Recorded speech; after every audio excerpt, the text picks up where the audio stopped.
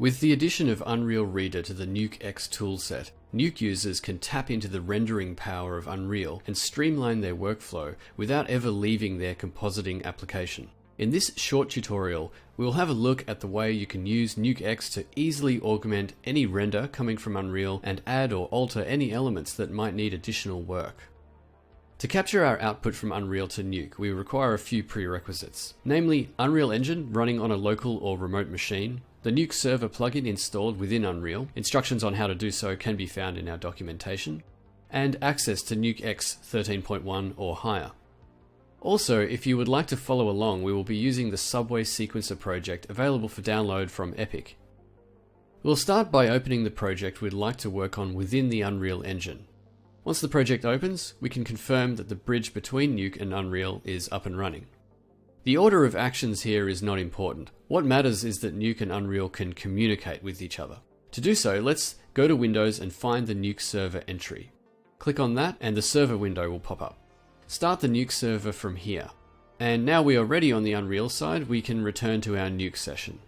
Once in the Nuke session, the first node that we'll need to create is the UnrealReader node. This tool facilitates the connection to the Unreal Engine, and it will allow us to harvest the output coming from Unreal. With the UnrealReader in our script, the connection to a locally running instance of the Unreal Engine will be established automatically. Or alternatively, we can connect to a remote machine running Unreal. In this case, Unreal is already running in the background, so we are good to move forward. Once the handshake is successful, we'll see the first set of pixels appearing in Nuke. As a next step, we'd need to choose a map from our currently open Unreal project and a shot to work with. In this case, we'll select shot number 170.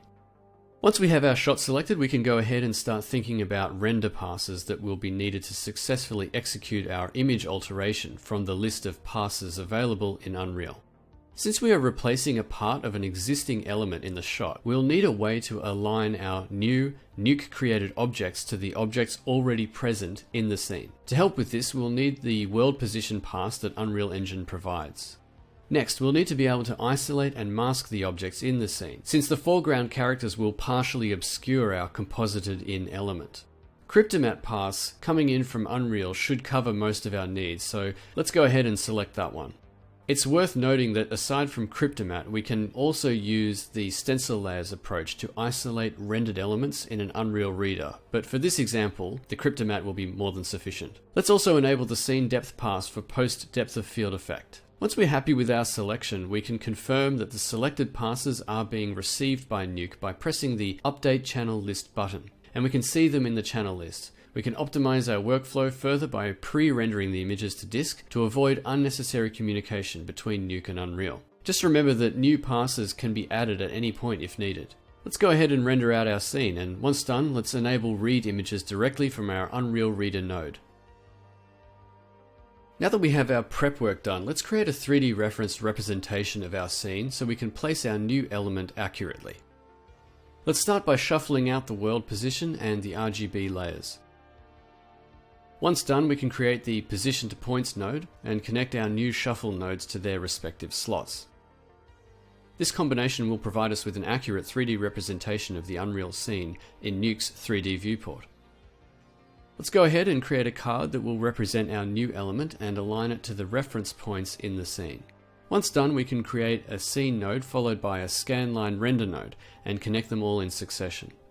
To match the motion of our new Nuke-generated element and the Unreal scene, we will also need a camera that is matching the animated shot camera from Unreal. Luckily, the UnrealReader can easily generate one for us. Let's return to the Camera tab under the UnrealReader and click Create a Camera, leaving the rest of the settings on default.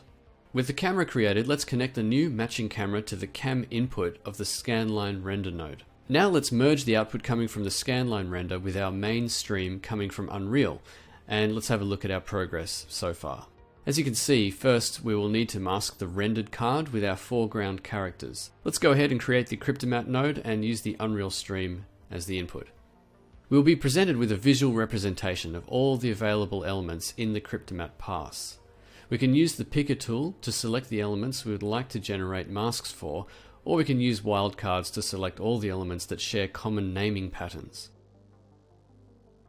With our mask created, we can now use it as the mask input on our merge node and then invert its effect.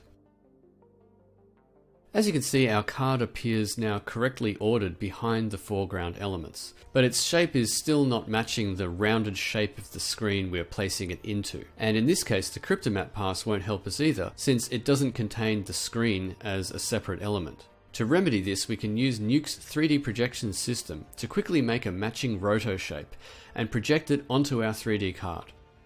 Let's start by creating a roto paint node followed by a project 3D node. For the project 3D camera input, we can use our Unreal shot cam frozen on a frame where the element is fully exposed and clearly defined. In this case, let's use the first frame. Now let's connect the output from Unreal to the background input of our roto shape to get the proportions and placement correct for our mask. And let's go ahead and trace the element we would like to isolate. Once we're happy with the roto shape, we can check to replace the channels checkbox on our roto node to remove the background pixels we used as reference. Let's have a look at our result now. As you can see, our projected mask now works quite well. To add our new element that goes into the screen, let's duplicate our 3D setup. Bring in any footage you would like to use in the screen and replace the existing connection. Copy our projected mask as an alpha to the render of our new element and add a few beautification final touches. With the addition of an UnrealReader, the Unreal Engine can become a powerful extension of Nuke's built-in toolset. There you have it. We hope you enjoyed this tutorial and happy compositing.